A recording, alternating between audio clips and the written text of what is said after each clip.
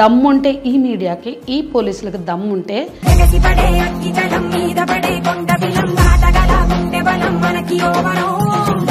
మంగ్లీ కాబట్టి పడ్డారండి. ఆడపిల్ల కింది వర్గాల నుంచి వచ్చింది. నేను అడుగుతున్నా, లిక్కర్ పార్టీలు కొత్తగా జరుగుతున్నాయండి, ఈ మొక్కతే చేసిందా అండి లిక్కర్ పార్టీ? అంటే మంగ్లీ బంజారా కమ్యూనిటీకి చెందింది కాబట్టి ఆమె సెలబ్రేషన్ చేసుకోవడం నేరం, అక్కడ లిక్కర్ సర్వ్ చేయడం నేరం. ఈ జాతి అటువంటిది అని ట్రోల్ చేయడం నేను చూశాను. సోషల్ మీడియాకి ఏం పుట్టిందండి? వాళ్ళు టీవీ ఛానళ్ళు, సోషల్ మీడియా వాళ్ళు. తన బర్త్డే సందర్భంగా మంచి పార్టీ ఇచ్చింది మంగ్లీ. సింగర్ మంగ్లీ బర్త్డే వేడుకు సంబంధించి పోలీసులు భగ్నం చేశారు. ఫోక్ సింగర్ మంగ్లీపై కేసు నమోదు. పెద్ద బడా స్టార్లను పట్టుకోండి, వాళ్ళు డ్రగ్స్ తీసుకుంటున్నారు, అమ్ముతున్నారు, పట్టకరా అండి, వేయండి లోపల. పెళ్లి చేసుకున్న 13 రోజులకే భర్త చంపేయడం, ఇదంతా చూస్తుంటే మీకు ఎలా అనిపిస్తుంది? హనీమూన్కి వెళ్ళి భర్తని ఆ రకంగా లవర్తో కానీ చంపించడం అనేది చాలా క్రూరమైన చర్య. ఎవరినో మనసులో పెట్టుకుని ఎవరితో కాపురం ఎట్లా చేస్తావా?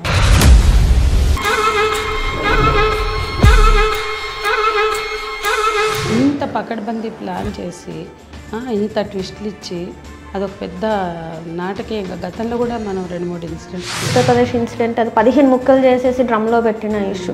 అంటే ఇది మహిళలు చేసిన ఇష్యూ, ఇట్లనే పురుషులు కూడా చేశారు. పురుషులు దేశంలో 100 ఘటనలు జరిగాయి. ముక్కలు చేయడాలు, సూట్ కేసుల్లో పెట్టడాలు, కుక్కర్లో ఉడికించి పడేయడాలు.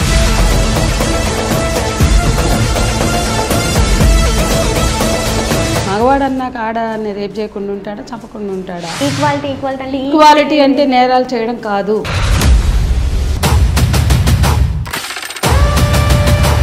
ఆడవాళ్ళ మీద హింస వద్దంటున్నామంటే ఆడవాళ్ళు కూడా హింస చెయ్యొచ్చు అనేది కాదు. హింస ఎవరు చేసినా తప్పే. ఒక అమ్మాయిని కార్లో ఎక్కించుకొని వాళ్ళు అప్పటికి డ్రగ్స్ కూడా సేవించున్నారు. ఆ వీడియో కూడా వైరల్ అయిపోయింది. వాళ్ళు బడాబాబుల పిల్లలని చెప్పేసి వాళ్ళకి మర్యాదలతోని వాళ్ళని జ్యువెనల్ కోర్టులో పెట్టారు. మరి వాళ్ళకు కూడా కరెక్ట్ శిక్షలు పడాలి. నేరస్తుడు ఎవడైనా, ఎంత బడాబాబు అయినా శిక్ష పడాలి. కానీ బడాబాబులకి శిక్షలు పడవు. వాడెవడో పనికి మాలిన ఊరు పేరు అడ్రస్ లేనివాడికైతే వాడిని చంపి మేము ఎన్కౌంటర్ చేసాం, న్యాయాన్ని రక్షించామంటారు.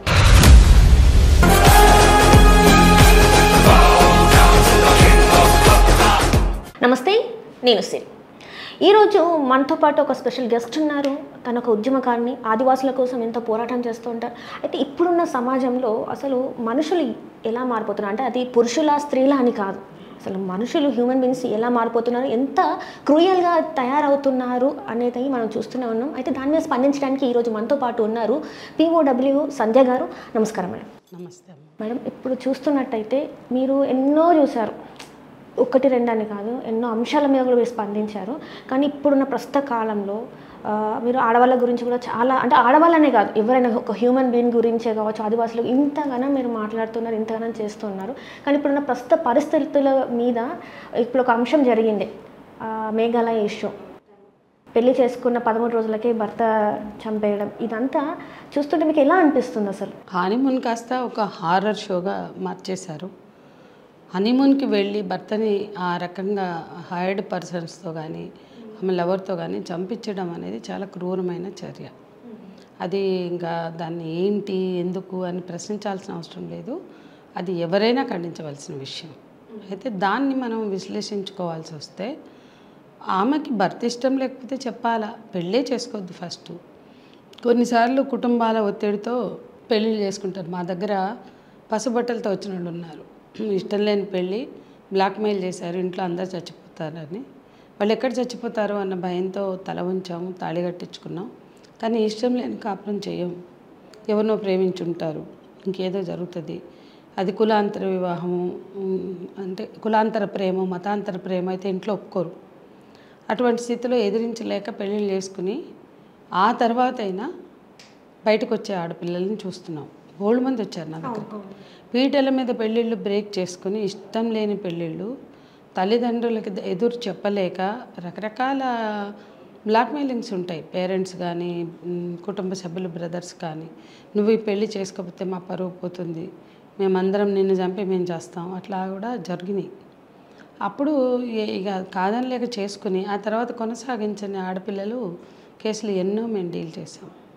అంటే వాళ్ళు పెళ్ళికి తలవంచని స్థితిలో తాళి కట్టించుకొని ఆ తర్వాత ఆ మోసపూరితమైన వివాహం తప్పు అని ఎవరినో మనసులో పెట్టుకుని ఎవరితోటో కాపురం ఎట్లా చేస్తామని అట్లా చేసిన వాళ్ళు కూడా ఉన్నారు. తల వంచి కాపురాలు చేసి పిల్లల్ని కానీ మళ్ళీ కొన్నాళ్ళకి పాత లవర్స్తో వెళ్ళిపోయిన వాళ్ళని కూడా చూశాను. నా కళ్ళ ముందు బోళ్ళు ఇట్లాంటివి. మేము 45 ఏళ్ళైంది మా ఉద్యమ జీవితంలో. అయితే ఇక్కడ ఆమె పెళ్ళెందుకు చేసుకుందో ఆమె చెప్పాలి. ఇష్టం లేని పెళ్లి చేసుకోవడమే ఒక తప్పు, తల వంచడమే ఒక తప్పు. సరే కుటుంబం ఒత్తిడి పెట్టిందా, ఎందుకంటే ఇప్పుడు వాళ్ళ బ్రదర్ ఇచ్చే స్టేట్మెంట్లు అవన్నీ చూస్తే అది ఫోర్స్ ఉన్నట్టుగా అనిపిస్తుంది ఆ ఇంట్లో. అతను టోటల్గా మా చెల్లిని ఊరి శిక్ష చేయండి అది ఇదని మాట్లాడుతున్నాడు. ఓకే, నేరం చేసినప్పుడు శిక్షించమనడం తప్పేం లేదు. కానీ ఆమె ఏదో ఒక విధంగా హనీమూన్కి రాకుండా తప్పించుకొని హనీమూన్కి నేను వెళ్ళను, నాకు ఇష్టం లేని పెళ్లి చేశారు అనే పద్ధతుల్లో ఆమె చెప్పలేకపోయినా బయటకు వచ్చేసి. ఎందుకంటే వన్స్ పెళ్ళయ్యాక ఉండదు. చాలామంది ఎందుకు పెళ్లి చేసుకుని వస్తారో తెలుసా మీకు? పెళ్ళికి ముందు వాళ్ళని బందీలను చేస్తారు ఇష్టం లేని. ఎందుకంటే వీళ్ళు ఎవరినో ప్రేమిస్తారు. వాళ్ళు పనోళ్ళ, వేరే కింది కులాల వాళ్ళ, కింది వర్గాల వాళ్ళ, వేరే మతం వాళ్ళ, డబ్బు లేని, అదే మతంలో కూడా డబ్బు లేని వాళ్ళ, ఇవన్నీ ఉంటాయి. ఇవన్నీ పెళ్ళిళ్ళలో పని చేస్తాయి అనేది తెలియని విషయాల. ఎవరికి అంత అమాయకంగా చేయాల్సిన పని లేదు. ఇటువంటివన్నీ పని చేస్తాయి. కులం, వర్గం, జెండర్ అన్నీ ఉన్నాయి ఈ సమాజంలో. ఏం పోలేదు ఎక్కడికి.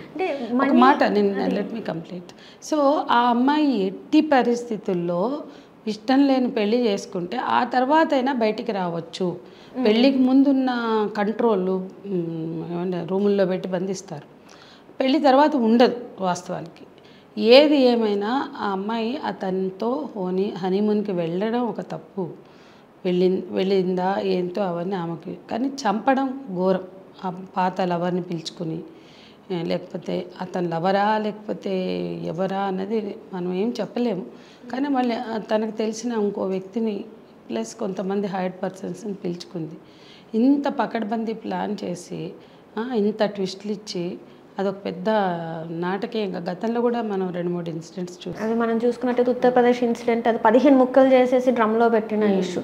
అంటే ఇది మహిళల్లో చేసిన ఇష్యూ. ఇట్లనే పురుషులు కూడా చేశారు కదా. మనం ఇక్కడ చూసుకున్నట్టయితే పురుషులు చాలా చేశారమ్మా. పురుషులు దేశంలో 100 ఘటనలు జరిగాయి. ముక్కలు చేయడాలు, సూట్ కేసుల్లో పెట్టడాలు, కుక్కర్లో ఉడికించి పడేయడాలు, అవి మనకు చర్చనీయాంశం కాదు. ఇదే నగరంలో ఒక ఆర్మీ ఆఫీసర్, ఆర్మీలో పనిచేసిన వ్యక్తి తన భార్యని కేవలం అనుమానంతో ముక్కలు చేసి కుక్కలకి వేసాడు. బాంబేలో జరిగింది ఇట్లాంటివి. కానీ ఎప్పుడైతే ఎక్కడన్నా నేరస్తులు మహిళలు అయితే అది చర్చనీయాంశం, ముస్లిమ్స్ అయితే అది చర్చనీయాంశం. మనకి మగవాళ్ళు సరే, మగవాళ్ళు ఆడవాళ్ళని చంపుతారు కదా, మొగుడన్నా కొట్టుకుండా ఉంటాడా అనే ఆలోచన. ఇంకా మగవాడు అన్నాక ఆడని రేపు చేయకుండా ఉంటాడా, చంపకుండా ఉంటాడా?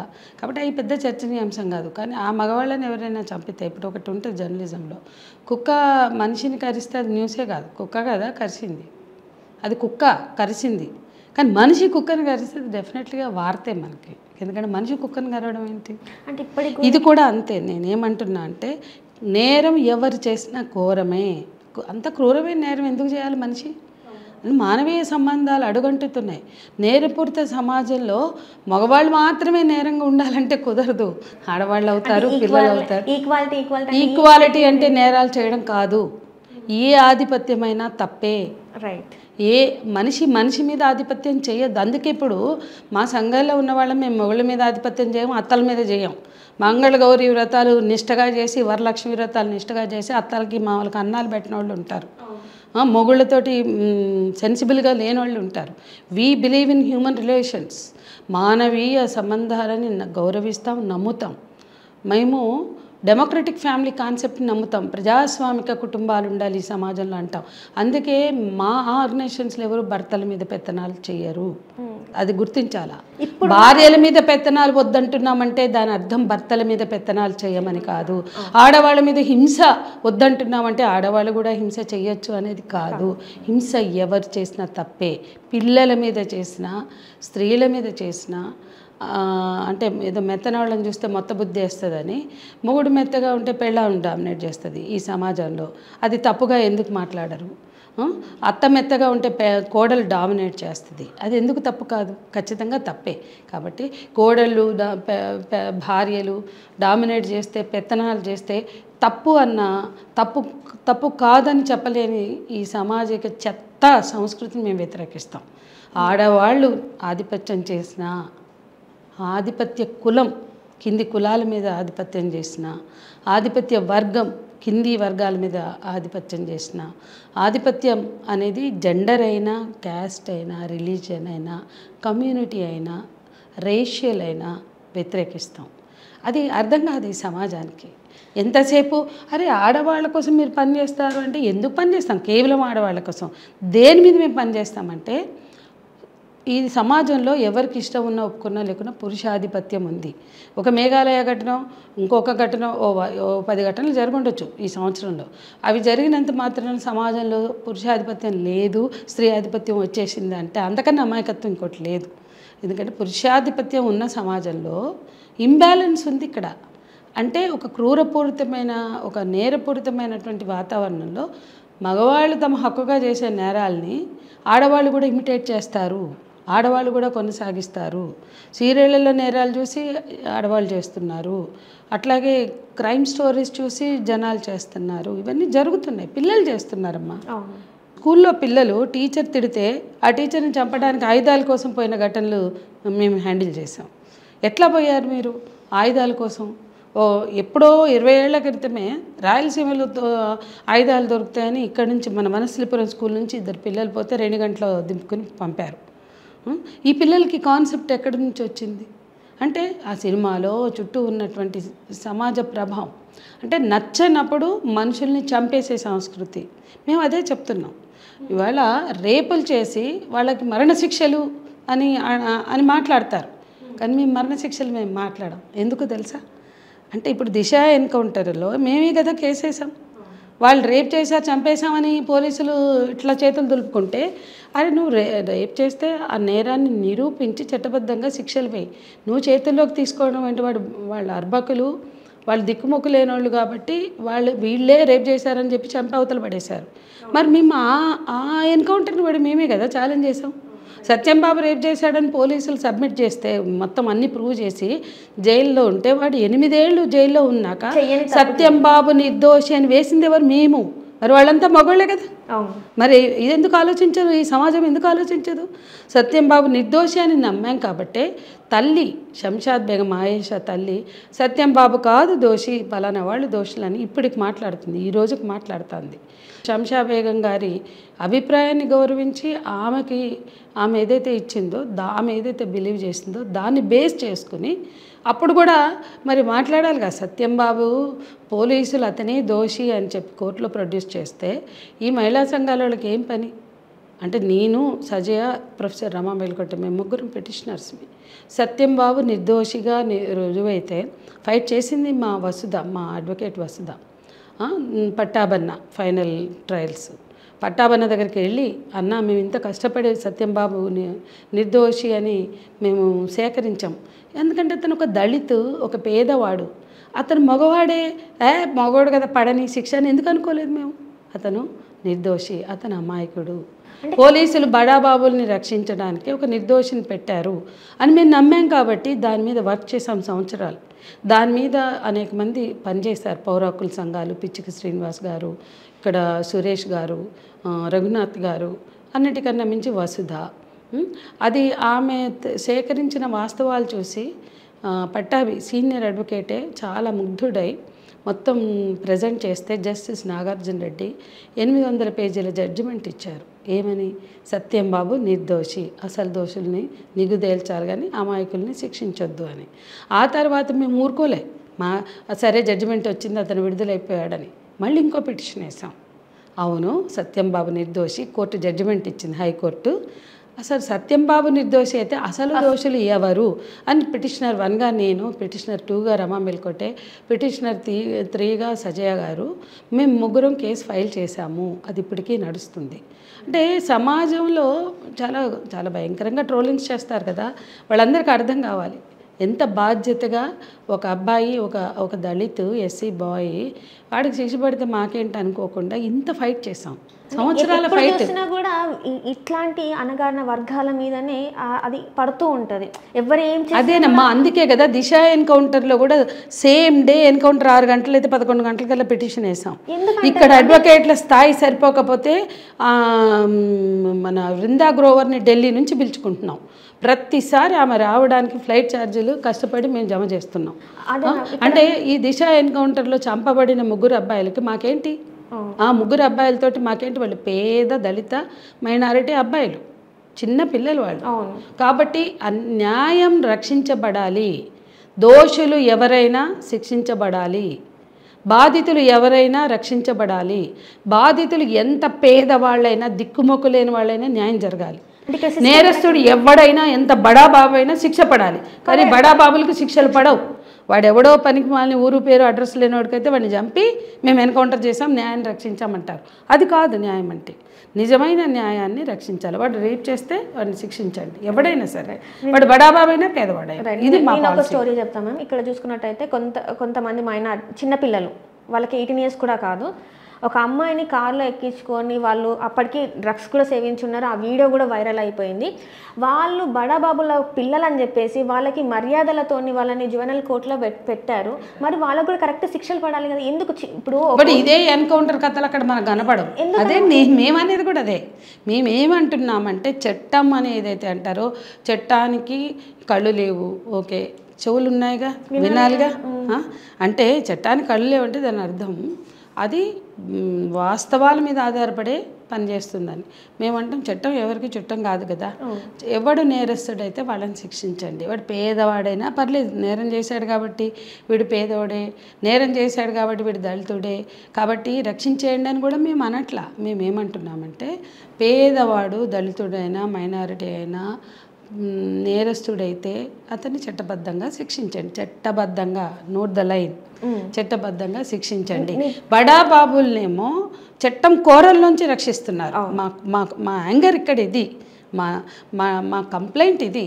బడా బాబులు అంటే పరపతి ఉన్నవాళ్ళు, డబ్బు ఉన్నవాళ్ళు, ఇన్ఫ్లుయెన్స్ ఉన్నవాళ్ళు, పై కులాలకు చెందిన వాళ్ళు అయితే వాళ్ళు నేరం చేస్తే ఎట్లా రక్షించాలని వ్యవస్థ పనిచేస్తుంది. అదే పేదవాడు దళితుడు ఇన్ఫ్లుయెన్స్ చేయలేనాడు పేదవాడు అయితే, మైనారిటీ ఇంకోడు అయితే వాడిని చంపి పడేసి న్యాయాన్ని రక్షించినట్లుగా మోర విరిచి ఫోజులు కొడతారు పోలీసులు. అరే పోలీసు వ్యవస్థకు దమ్ముంటే, పోలీసు వ్యవస్థకు చేతనైతే నేరస్తుడు ఎవడైనా శిక్షించండి, అప్పుడు మేము కూడా గౌరవిస్తాం. చెయ్యొద్దు అంటున్నాం మేము. ఎందుకంటే ఇప్పుడు ఒక్క బూటకప్పి ఎన్కౌంటర్ ఓకే మీరు అంటున్నారు, అది కూడా నేను ఒప్పుకుంటా. ఏంటి, ఒక బడా బాబుని, ఓ సినిమా యాక్టర్ కొడుకో లేకపోతే పెద్ద రాజకీయ నాయకుడు కొడుకో నేరం చేసాడని మీకు తెలుసు కదా. వాళ్ళు డ్రగ్స్ అమ్ముతారు, డ్రగ్స్ డీల్ చేస్తారు, ఎన్నో జరుగుతాయి, మీకు తెలుసు కదా అవి జరిగినాయి అని. మరి వాడిని తీసుకొచ్చి ఎందుకో ఎన్కౌంటర్ చేయరు. అప్పుడు అబ్బా వీళ్ళు ఎవరినైనా చేస్తారు, ఇది కరెక్ట్ అని ఏమైనా ఆలోచిస్తుందేమో ఈ సమాజం. కానీ ఏ బడా బాబు నేరం చేసేటప్పుడు నన్ను ఎన్కౌంటర్ చేస్తాడేమో అని అనుకోగా మనం ఊహించడానికి కూడా లేదు, జరగలేదు, ఊహించడానికి కూడా లేదు. ఇప్పుడు నేనేమంటున్నా అంటే నిన్న మంగళి మీద పోయి పడ్డారు. అదే పోలీస్ అధికారి ఇక్కడ డ్రగ్స్ దొరకలేదు అన్నాడు. అదే పోలీస్ అధికారి అతను దామోదర్ రెడ్డి ఏదో పేరు చెప్పి అతనికి ఎప్పుడో తీసుకున్న ట్రేసెస్ ఉన్నాయన్నాడు. అమ్మాయి ఏం చేసింది, బర్త్డే చేసుకుంది, లిక్కర్ సర్వ్ చేసింది, పార్టీ ఏదో సౌండ్ పార్టీ అంటే మ్యూజిక్. అమ్మాయి ఏం చెప్పింది, మ్యూజిక్కి పర్మిషన్ తీసుకోవాలని, లిక్కర్కి పర్మిషన్ తీసుకోవాలని నాకు తెలియదు, అది నా వల్ల జరిగిన పొరపాటు, అంతకుమించి ఏం జరగాల, నా కుటుంబం అంతా ఉంది, నా ఫ్యామిలీ అంతా ఉంది అని చెప్పినా కూడా ఎందుకు అంత ట్రోల్ చేస్తున్నారు? నేనేం అడుగుతున్నా అంటే దమ్ముంటే ఈ మీడియాకి, ఈ పోలీసులకు దమ్ముంటే ఎంతోమంది సినిమా స్టార్లు డ్రగ్స్ తీసుకుంటున్నారు అని మీకు ఇన్ఫర్మేషన్ ఉంది, పోయి వాళ్ళని పట్టుకురారే, పెద్ద హీరోలు వాళ్ళు, టాప్ హీరోస్ ఉన్నారు, డ్రగ్స్ తీసుకునే హీరోస్, వాళ్ళని ఎందుకు పట్టుకోరు? మంగ్లీ కాబట్టి పడ్డారండి, ఆడపిల్ల కింది వర్గాల నుంచి వచ్చింది. నేను అడుగుతున్నా, లిక్కర్ పార్టీలు కొత్తగా జరుగుతున్నాయండి, ఈ మొక్కతే చేసిందా అండి లిక్కర్ పార్టీ? అరే నేను పోయిన పెళ్ళిళ్ళలో ఒక పక్కన లిక్కర్ సర్వ్ చేస్తుంటే చూసా, వాళ్ళు పర్మిషన్లు తీసుకోవచ్చు. అంటే మేము పెళ్ళిళ్ళకైనా బర్త్డే పార్టీలకు వెళ్తే ఒక మూల లిక్కర్ సర్వ్ చేయడం కూడా చూస్తున్నాం. కొత్త అండి, హైదరాబాద్ చుట్టూ ఉండే వేలాది రిసార్ట్స్లో లిక్కర్ సర్వ్ చేయట్లేదు. తెలంగాణలో అంటారు కదా సాంప్రదాయం, అది అంటారు కదా. తెలంగాణ సాంప్రదాయం పక్కన పెట్టండి, లిక్కర్ పార్టీలు జరగ జరగట్లేదా? ఖచ్చితంగా జరుగుతాయి. మన హైదరాబాద్ చుట్టూ జరిగే రిసార్ట్స్లో అరే రేవ్ పార్టీలే జరుగుతున్నాయి కదా. అప్పుడప్పుడు మీరు డ్రామాలు ఆడినప్పుడు రేవ్ పార్టీలు కూడా పట్టుకుంటున్నారు కదా. కాబట్టి పెద్ద బడా స్టార్లను పట్టుకోండి, వాళ్ళు డ్రగ్స్ తీసుకుంటున్నారు, అమ్ముతున్నారు, పట్టకరా అండి, వేయండి లోపట. ఎవరిని తొక్కదలుచుకున్నాం వాళ్ళని పట్టుకుంటామని కాదు. వాడు స్టార్ అయినా వాడిని పట్టుకున్నారంటే వాడిని తొక్కదలుచుకున్నారు ఎవరో ఆ పక్కోళ్ళు.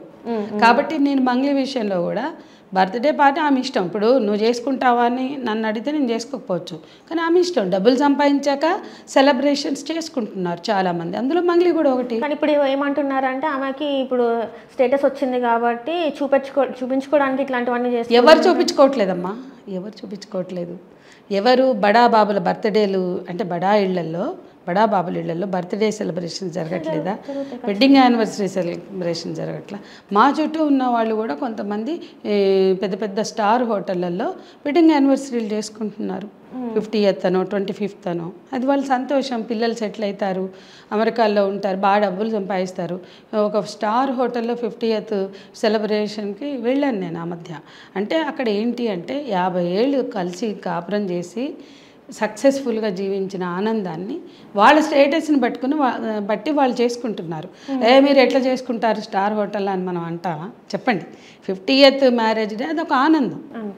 ఒక పెళ్లి చేసుకుని 50 ఏళ్ళు కలిసి జీవించడం అనేది వాళ్ళకి స్తోమత ఉంది కాబట్టి స్టార్ హోటల్లో చేసుకున్నారు, లేకపోతే చిన్న హోటల్లో చేసుకుంటారు, లేకపోతే ఇంట్లో చేసుకుంటారు. కానీ ఆ సెలబ్రేషన్ అనేది వాళ్ళ వ్యక్తిగతమైన విషయం.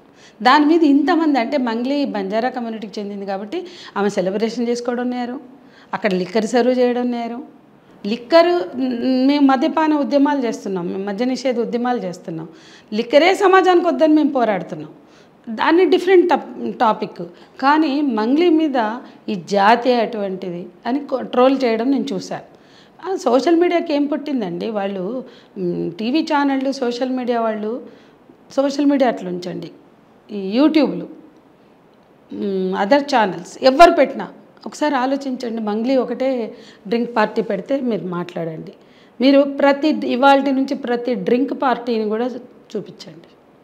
ఎవడెవడు లిక్కర్ సర్వ్ చేసి పార్టీలు చేసుకుంటున్నారు, రకరకాల సెలబ్రేషన్స్, అవి కూడా చూపించండి, అవి కూడా మాట్లాడండి. అప్పుడు నేను ఓకే వీళ్ళంతా లిక్కర్ లెస్ సొసైటీ కోసం కలలు కంటున్నారని అప్రిషియేట్ చేస్తాను. బీజేపీ ప్రభుత్వం వచ్చిన తర్వాత చాలా వరకు నక్సలైట్స్ గురించి కావచ్చు, అణగారిన వర్గం మెయిన్గా చూసుకుంటే ఈ మణిపూర్ ఘటన, దాని మీద ఇంతవరకు ఒక్క బీజేపీ నాయకుడు కూడా స్పందించలేదు. అండ్ అట్లాంటివి జరుగుతూనే ఉన్నా కూడా వాళ్ళ దాంట్లో జరిగినా కూడా స్పందించట్లేదు. పైకి మాత్రం మేము సనాతన ధర్మం గురించి మాట్లాడుతున్నాం, ఆడవాళ్ళ గురించి మాట్లాడుతున్నాం అని చెప్పే ఈ నాయకులు, హిందుత్వం అంటేనే బీజేపీ అని చెప్పి నాయకులు ఉన్న ఈ బీజేపీ వాళ్ళు ఎందుకు మరి మణిపూర్లో అంత సంఘటన జరిగితే ఒక వ్యవస్థను చేసి ఒక మహిళని రోడ్డు మీద చాలా మంది అంటే అట్లా రోడ్డు మీద తీసుకెళ్ళడం, దాని గురించి ఎందుకు ఎవరు మాట్లాడలేదు? ఎందుకు ప్రెస్ మీట్లు పెట్టలేదు?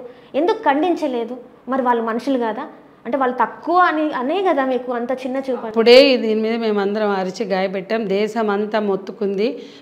ఆమె మొయితా మల్హోత్రా ఆమె పార్లమెంట్లో దాన్ని లేవనెత్తింది. పార్లమెంట్లో కొంతమంది మగ పార్లమెంటేరియన్స్ దీని మీద హృదయ విదారకంగా మాట్లాడారు. అంటే ఎందుకు మోడీ ఖండించలేదు, అక్కడ ఉంది బీజేపీ ప్రభుత్వం, ఎందుకు ఖండించలేదు అని చెప్పి ఈవెన్ మెన్ పార్లమెంటేరియన్స్ కూడా మాట్లాడినటువంటి సందర్భం. It is too late. మనం అయినా ఒక సందర్భం కాబట్టి మాట్లాడడం తప్పులేదు, ఎందుకంటే మేము ప్రతి సందర్భంలో మణిపూర్ని తెస్తున్నాం. ఈవెన్ ఆపరేషన్ కగారప్పుడు కూడా మేము మణిపూర్ని ప్రస్తావించాం. ఇక్కడ మనం ఎందుకు అని ప్రశ్నిస్తారు కదా. ఆపరేషన్ కగార్ మీద నేను ఎన్నిసార్లు మాట్లాడాను, ఈశాన్య రాష్ట్రాలని అన్నిసార్లు చెప్పాను. మణిపూర్ మంటల్లో తగలబడిపోయింది, సామూహిక దహనాలు, గృహ దహనాలు, అత్యాచార పర్వం సాగిపోయింది. మణిపూరు మంటల్లో మండిపోవడమే కాదు, రగిలిపోవడమే కాదు, అత్యాచార పర్వం అక్కడ కొనసాగింది. నగ్నంగా ఊరేగింది, మణిపూరు మహిళల్ని నగ్నంగా ఊరేగించారు. సరే, దాంట్లోకి వెళ్దాం. చేసిన వాళ్ళు ఎవరు అంటే భారతదేశ సోకాళ్ళ స్వతంత్రం వచ్చిన నుంచి లాయల్గా ఉండి, ఆర్మీలో ఉండి, భారత ప్రభుత్వాన్ని గౌరవించి, మన జాతీయ పతాకాన్ని ఎగరవేసిన జాతి ఎవరైతే ఉన్నారో ఈశాన్య రాష్ట్రాల్లో మణిపూర్లో, వాళ్ళ బాధితులు అక్కడ అత్యాచారాలకు గురై నగ్నంగా ఊరేగించబడి గృహ దహనాలకి, సామూహిక దహనాలకి బలైన వాళ్ళు. చేసిన వాళ్ళు ఎవరు? కుకీ మేతిల్లో కూడా మీరు చూడండి, అక్కడ కొన్ని దశాబ్దాల పాటు జాతుల పోరాటం జరిగింది ఈశాన్య రాష్ట్రాల్లో. ఆ జాతుల పోరాటాలని పెద్ద పెద్ద విప్లవ పార్టీలు కూడా మద్దతు పలికాయి. వాళ్ళు జాతీయ జెండా ఎప్పుడు ఎగరేయలేదు, ఎగరవేయనీయలేదు. వాళ్ళు ఎప్పుడూ ఇండియన్ ఆర్మీకి కానీ ఇండియన్ గవర్నమెంట్కి కానీ వ్యతిరేకమే.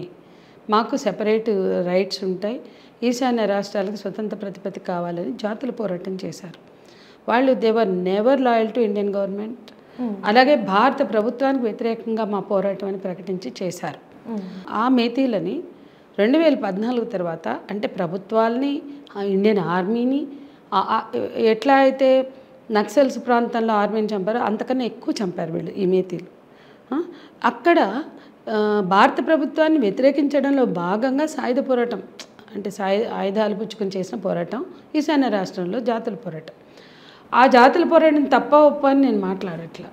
జాతీయ విముక్తి పోరాటాలు రకరకాలుగా ఈ దేశంలో సాగుతున్నాయి. కానీ ఇవాళ ఎవరైతే భారత ప్రభుత్వాన్ని గుర్తించమని ఆయుధాలతో తిరగబడ్డారో వాళ్ళని బీజేపీ దగ్గర తీసుకుని వాళ్ళని భారత ప్రభుత్వానికి లాయల్గా ఉన్నటువంటి జాతి మీద ఉసిగొల్పింది. ఎందుకంటే మెజారిటీ ల్యాండ్ వాళ్ళకుంది, మెజారిటీ పార్లమెంటరీ భాగస్వామ్యం వీళ్ళకుంది. అర్థమైందా? వాళ్ళు ఆదివాసీలు అడవుల్లో బతుకుతున్నారు. ఎందుకు వీళ్ళని ఉసిగొల్పింది?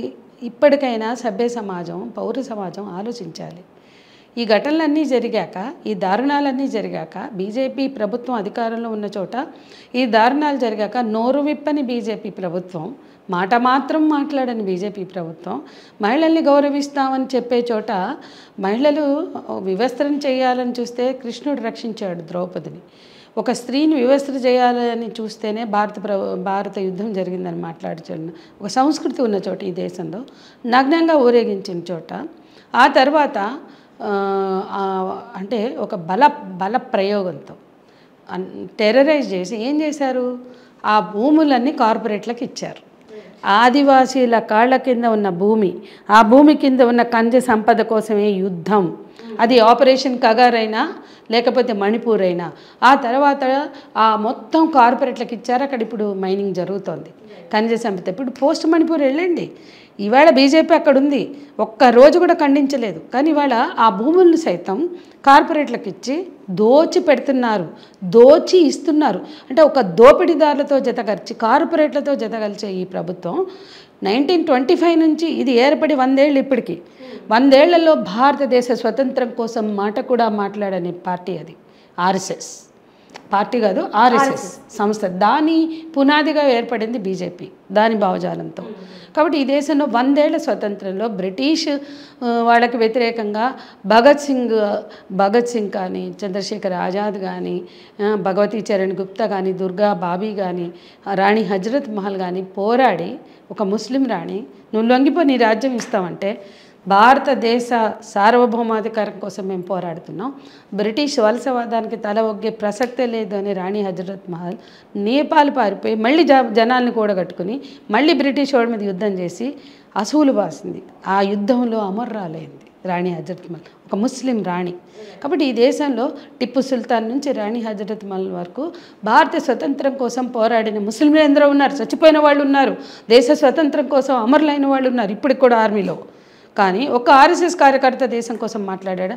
సావర్కర్ చెప్తారు, అండమాన్ జైల్లో ఆయన పేరు పెట్టి. కానీ సావర్కర్ ఏం చేశాడు? ఇప్పుడు వాళ్ళకి చెప్పుకోవడానికి ఎవ్వరు లేక సావర్కర్ని తెచ్చుకున్నారు. సావర్కర్ బ్రిటిష్ మహారాణికి సరెండర్ అయ్యాడు. ఓకే, జైల్లో ఉన్నాడు కాదనలేదు. అప్పుడున్న మొత్తం భారతదేశం అంతా జాతీయోద్యమం జరుగుతున్నప్పుడు ఆ గుంపులో, ఆ యూత్లో ఈయన కూడా వెళ్ళాడు జైలుకి. ఇక ఎతికి మాకు ఒక్కడన్నా దొరకడని ఆయన బట్టుకొచ్చుకుని వాళ్ళ దేశ జాతీయోద్యమ నాయకుడిగా వాళ్ళు పెట్టుకుంటున్నారు. కానీ నీ పాలసీ ఏంటి? బ్రిటిష్ మహారాణికి సైనిక వందనం చేసింది ఆర్ఎస్ఎస్. ఎందుకు చేసింది? ఆ శాఖ పోయి వాళ్ళు బ్రిటిష్ మహారాణికి నువ్వే మా భారతదేశానికి మహారాణివి అని చెప్పి కీర్తించుకుంటూ ఆ రోజు 25 నుండి స్వతంత్రం అని ఏదైతే చెప్పబడిందో అధికార మార్పిడి 47 వరకు మీరు ఒక్క మాట కూడా మాట్లాడలేదు. ఉన్న ఒకళ్ళిద్దరు కూడా సరెండర్ అయ్యారే తప్ప ఎదురు తిరిగి నిలబడిందే లేదు. మరి అదే అండమాన్ జైల్లో, అదే కాలాపానీలో ఎందరో చచ్చిపోయారు కదా. ఆ చచ్చిపోయిన కుటుంబాల వాళ్ళు కూడా సరెండర్ అవ్వలేదే. ఆ కుటుంబ సభ్యులు కూడా ఈయన అయ్యాడు కదా, ఈయన లేఖ రాసి మరీ సరెండర్ అయ్యాడు కదా. ఇది వీళ్ళ చరిత్ర. భారతదేశ స్వతంత్రోద్యమంలో ఒక్కడు కూడా పేరు చెప్పుకోవడానికి అమరుడు లేని ఒక సంస్థ ఈరోజు భారతదేశం కోసం మాట్లాడుతుంది. సరే మాట్లాడుతున్నావు, దేశం అంటున్నావు, మతం అంటున్నావు. ఈ అంధభక్తులు, ఈ బత్తాయిలు అంధభక్తులు వీళ్ళు ఆలోచించాలి ఇప్పటికైనా. ఏంటి అంటే ఈ దేశం కోసం ఎవరు ప్రాణాలు ఇచ్చారు, ఎవరు ఇవ్వలేదు. ఇవ్వని వాళ్ళు, సరెండర్ అయిన వాళ్ళు ఈరోజు పోనే పాతది వదిలింది. మిస్ వరల్డ్ని ఎందుకు మాట్లాడరండి? అది భారతీయ సంస్కృతి కాదు. మేము దెబ్బలు తిన్నాం. 60 ఏళ్ళ నన్ను తీసి మోటర్ని ఇసిరేసినట్టు ఇసిరేశారు. మేము దెబ్బలు తిన్నాం, మేము పిలిచాం. భారతీయ సంస్కృతి కాదు ఇది. మాధవీలత ఎక్కడున్నావమ్మా, రా మాతో పాటు చెయ్యి, ఆర్ఎస్ఎస్ రండి. గత సంవత్సరం 71వ ఎడిషన్ ముంబైలో జరిగింది. RSS head quarter Nagpur. RSS కేంద్రంలో బీజేపీ ప్రభుత్వం ఉన్న చోట, శివసేన పాలించిన చోట మిస్ వరల్డ్ జరిగింది. ఇవాళ మళ్ళీ తెలంగాణ ప్రభుత్వం నిర్వహించింది నిన్నటి దాకా. అది కూడా అపవాదం మూట కట్టుకున్నారు, అప్రతిష్ట మూట కట్టుకున్నారు. కానీ ఆ ఎలిగేషన్స్ గురించి మాట్లాడతా. కానీ ఇన్ ప్రిన్సిపల్ నేను అడుగుతున్నా, భారతీయ జనతా పార్టీ, శివసేన, బజరంగ్ దళ్, విహెచ్పి, సంఘ్ పరివార్, ఈ పరివారాలన్నీ ఎక్కడ పోయినాయండి? ఎందుకు మాట్లాడలేదండి? భారతీయ సంస్కృతి కాదు అని మేము చెప్తున్నాం. మేము భారతీయ మహిళలం, మేము భారతీయులాగే ఉన్నాం, మేమే విదేశీలాగా లేం. ఇది మన సంస్కృతి కాదు, ఇది మనకు అక్కర్లేదు. ఈ బికినీ కాంటెస్ట్లు, ఈ గుడ్డ పీలికల పోటీలు మాకు వద్దు. తెలంగాణ ప్రభుత్వం నిర్వహించొద్దన్నాం. తెలంగాణలో బీజేపీ లేదా? తెలంగాణలో బీజేపీ మహిళ మిస్ వరల్డ్ ఇక్కడ తెలంగాణలో చేస్తే చాలా నిధులు వస్తాయి, అంటే వేరే దేశాల నుంచి ఇక్కడ పెట్టడానికి వస్తుంది, ఆర్థికంగా స్ట్రాంగ్ అవుతాం అని చెప్పేసి వీళ్ళు చెప్పారు అన్నారు కదా. ఏడొచ్చినాయి చూద్దాం. ఇప్పుడంటే మొన్నే కదా అయింది, జూన్ 2కి వాళ్ళు వెళ్ళిపోయారు. మే 31కి ముగిసింది. ఎంతగానో ఫండ్స్ వస్తాయో రేవంత్ రెడ్డి గారిని చెప్పమంటాం. కానీ ఒక చిన్న హిస్టరీ. గత సంవత్సరం 71వ ఎడిషన్ ముంబైలో జరిగింది. మహారాష్ట్ర ప్రభుత్వానికి ఎన్ని నిధులు వచ్చాయో ఒక్క మాట కూడా మాట్లాడని పరివారాలన్నీ చెప్పాలి. ఒక్క మాట కూడా మాట్లాడకుండా సక్సెస్ఫుల్గా మిస్ వరల్డ్ జరిపి పంపించిన బీజేపీ చెప్పాలి, కేంద్ర ప్రభుత్వం చెప్పాలి. ఈ రాష్ట్ర ప్రభుత్వాలతో పాటు నేను కేంద్ర ప్రభుత్వాన్ని ప్రశ్నిస్తున్నాను. మిస్ వరల్డ్ అనేది దేశానికి సంబంధించింది. వాళ్ళు సరిగ్గా నిర్వహించకపోయినా దేశ పరువే పోతుంది. సరిగా నిర్వహించినా అది అవసరం లేనిది అనేది దేశం కంటే ఆల్రెడీ దేశ పరువు పోయిందిగా. మిస్ ఇంగ్లాండ్ వెళ్ళి అక్కడ మాట్లాడింది కదా. మరి కేంద్ర ప్రభుత్వం ఆలోచించదా? ఈ మిస్ వరల్డ్ మన మహిళలకు అవసరం లేదు. ఈ దేశ భారత మహిళల ఆత్మగౌరవం మిస్ వరల్డ్తో ముడిపడి లేదు. భారతదేశ మహిళల సమస్యలు ఎన్నో ఉన్నాయి. కాబట్టి భారతదేశ మహిళలకు సంబంధించిన కట్టుబొట్టు సంస్కృతి నుంచి మొదలు పెడితే భారతీయ సంస్కృతికి ఏమాత్రం కూడా సరిపడేది కాదు మిస్ వరల్డ్. అటువంటి మిస్ వరల్డ్ మన దేశానికి అవసరం లేదు అని అధికారంలో ఉన్న బీజేపీ ఎందుకు మాట్లాడదు? హిందూ మతాన్ని గౌరవించి హిందూ సంస్కృతిని ప్రేమించే మాట్లాడితే మతపరమైన చిచ్చులు, కులపరమైన చిచ్చులు పెట్టే జాతుల చిచ్చులు పెట్టే ఈ బీజేపీ ఎందుకు మిస్ వరల్డ్ మేము రాశాం కదా, మేము ఛాలెంజ్ చేశాం కదా, మిస్ వరల్డ్ ఆపండి అని బీజేపీని ఎందుకు ఆపలేదు చెప్పండి? అందులో ఉన్న బీజేపీ మోర్చా అధ్యక్షురాలుగా ఉన్న కొంతమంది మహిళలు కూడా దాన్ని ఖండించలేదు. అసలు ఒక్క ఖండన చూపించండి. బీజేపీ ఎంపీ డీకే అరుణ ఇన్ని మాట్లాడుతుంది, ఇది ఎందుకు ఖండించలే?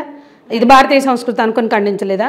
ఇంకా కొంతమంది వాళ్ళ పేర్లు పలకడం కూడా నాకు చీదరా. వాళ్ళందరూ తెగ గింజుకుంటూ ఉంటారు మీడియాలో. కొంతమంది బీజేపీ సపోర్టర్స్గా ఉన్న మహిళలు ఎందుకు మిస్ వరల్డ్ని ఖండించలేదు? దేనికోసం ఖండించలేదు? మేము యుద్ధాలు చేసాం, మేము దెబ్బలు తిన్నాం, గృహ నిర్బంధాలకు గురయ్యాం. వాళ్ళు హెరిటేజ్ వాకులు చేస్తే మా ఇళ్ల ముందుకు వచ్చి కూర్చున్నారు పోలీసులు అపార్ట్మెంట్స్లో. మరి ఒక్క బీజేపీ మహిళ భారతీయ సంస్కృతి ఇది మన సంస్కృతి కాదు, ఇది పరాయి మతం, ఇది పరాయని పొంకనాలు కొట్టే మహిళలు ఎందుకు మా గృహ నిర్బంధాలని వ్యతిరేకించలేదండి? జై శ్రీరామ్ అనాలి, చీరలు కట్టుకుంటేనే హిందుత్వం అని చెప్పి. అవరే మీరు జై శ్రీరామ్ అనండి, మీరు చీరలు కట్టుకోండి, నాకు అభ్యంతరం లేదని మీ పాలసీ. కానీ అంటే ఇది చేసేవాళ్ళు మీరు ఎందుకు మిస్ వరల్డ్ని ఖండించారు నాకు చెప్పండి. మిస్ వరల్డ్ మాకు కావాలి, ఆ మిస్ వరల్డ్లో చూసే ఆ బిక్రీ కంటెస్ట్లు, ఆ పోటీలు మాకు ఇష్టం, మిస్ వరల్డ్ని మేము అంగీకరిస్తున్నాం అని చెప్పండి దమ్ముంటే. మీరు ఖండించలేదు కాబట్టి మీకు అది యాక్సెప్టబుల్ అని మేము అంటున్నాం, మాకు యాక్సెప్టబుల్ కాదని. మరి హిందుత్వం గురించి మాట్లాడిన మాటలు వాళ్ళు చెప్పాలి కదా జవాబు. నీ హిందుత్వం నిజమా కాదా? నీ భారతీయ సంస్కృతి నిజమా కాదా? నేను చెప్తున్నా, నేను భారతీయ సంస్కృతిని గౌరవిస్తా, నాకు మతం లేదు, అన్ని మతాలు సమానం, ఏ మతం ఆధిపత్యం చేయొద్దు అంటాం. మతం వ్యక్తిగతం అంటాం, ఎవరికి ఇష్టమైన మతాన్ని వాళ్ళు పాటిస్తారు. భారతీయ ప్రజలకు ఒక సంస్కృతి ఉంది, ఆహార్యం ఉంది, మేము అట్లాగే ఉన్నాం కదా. మొన్న చూసుకున్నట్టయితే పాకిస్తాన్ కూడా ఛాలెంజ్ చేసింది కూడా మరి బీజేపీ ఆమెనే కదా, జ్యోతి మల్హోత్రా వచ్చేసి బీజేపీ ఆమె కాదమ్మా. మొన్న ఒక ఆమె బీజేపీ పెద్ద నాయకురాలు తన 13 ఏళ్ల పిల్లని అత్యాచారానికి బలి చేసింది. తనకు తెలిసిన వాళ్ళని అందరినీ తీసుకొచ్చి అత్యాచారం చేయించింది ఆ హోటల్లో. మరి అది నేనో మీరో చెప్పింది కాదు, మీడియానో మేమో చెప్పింది కాదు. అక్కడ ఉన్న పోలీస్ అధికారి, ఒక ఐపీఎస్ అధికారి ప్రెస్ మీట్ పెట్టి ఈమె ఈ రకంగా తన సొంత బిడ్డని 13 ఏళ్ల పిల్ల మీద అత్యాచారాలు చేయించింది. చాలా సభ్య సమాజం సిగ్గుపడవలసిన విషయం. అన్ని సాక్ష్యాధారాలతో సహా మాకు దొరికాయి, ఆమె నేరస్తురాలని ఒక ప్రెస్ మీట్లో చెప్పారు. మరి అట్లాంటివి ఎందుకు ఒక్క బీజేపీ మహిళ ఖండించదు? ఇంకొక గమ్మత్తైన విషయం, నా కర్మగాలి ఎవడో ముస్లిం ఏ అమ్మాయి మీదో దాడి చేస్తే ఓ ఎక్కడ చచ్చావే అని నా ఫోటో పెట్టి బూతులు పెట్టి మా నంబర్లు పెట్టి ట్రోల్ చేయమంటారు. మరి నేను ఈ 13 ఏళ్ల అమ్మాయిని అత్యాచారం చేసిన ఘటనలో కూడా నేనేం మాట్లాడలేదు. ఈరోజు మీరు సందర్భం వచ్చింది కాబట్టి ప్రస్తావిస్తాను. నేను ఖండన ఇవ్వలే, క్యాండిల్స్ పుచ్చుకుని నేను వెళ్ళలా. వీళ్ళు చేసిన హత్యలు చాలా ఉన్నాయి, మేము వెళ్ళలా. అంటే లోకంలో రోజు జరిగే హత్యలకి రోజు క్యాండిల్స్ పుచ్చుకుని పోగలుగుతామా? అది అర్థం చేసుకోరు. ఎక్కడ చచ్చావు అంటే నువ్వు ముస్లిం కనుక నేరం చేస్తే నువ్వు మాట్లాడు. చాలా ఇన్సిడెంట్స్ ఉన్నాయి కదా, కోల్కతా ఇన్సిడెంట్ ఉంది, ఎన్నో ఇన్సిడెంట్ ఉంది, వీటన్నిటి మీద అసలు స్పందించిందే లేదు. మేము అంటే కోల్కతా మీద వాళ్ళు మాట్లాడారు కానీ అతను కాదు, అది బెంగాల్ దీదీ ప్రభుత్వానికి వ్యతిరేకమైన పోరాటంగా దాన్ని చేశారు తప్ప ఒక మహిళకు జరిగిన అన్యాయంగా చేయలే. అది యూపీలో జరిగాయి, కాశ్మీర్లో జరిగాయి, వాళ్ళు చేయలే. పైపెచ్చు కాశ్మీర్లో నిందితుల్ని నేరస్తులు ప్రూవ్ అయింది, అక్కడ పోలీసులే నేరం ప్రూవ్ చేశారు, వాళ్ళని అరెస్ట్ చేయొద్దని ర్యాలీ తీశారు కాశ్మీర్లో. యూపీలో బీజేపీ నాయకులే బాధితులు న్యాయ పోరాటం చేయకుండా బాధితుల కుటుంబ సభ్యులను చంపారు, బాధితుల లాయర్లను చంపారు. ఇప్పుడు నేను ఇది మాట్లాడాను అనుకో, నువ్వు ఓన్లీ బీజేపీ ప్రభుత్వంలో జరిగేది వ్యతిరేకిస్తావు అంటారు.